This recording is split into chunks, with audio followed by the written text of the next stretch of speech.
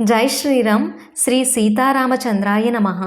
పవిత్రమైన శ్రీరామనవమి సందర్భంగా మన ఇంట్లో ఎంతో సులభంగా చేసుకునే ప్రసాదం పానకం.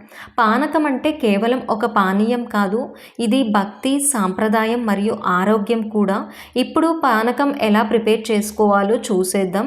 ముందుగా ఒక గిన్నెలోకి తగినంత నీరు తీసుకుని దాంట్లో బెల్లం వేసి బాగా కలుపుకోవాలి. బెల్లం కరిగిన తర్వాత ఇందులోకి కొన్ని మిరియాలు, యాలకులు, సోంపు వేసి బాగా దంచి పొడిగా చేసుకుని ఇందులో కలుపుకోవాలి.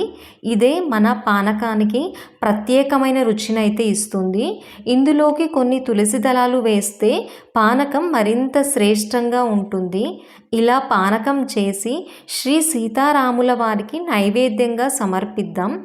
ఈ పానకం మనందరికీ శాంతి, ఆరోగ్యం మరియు ఆనందం తీసుకురావాలని కోరుకుంటున్నాను. అందరికీ శ్రీరామనవమి శుభాకాంక్షలు. జై శ్రీరామ్.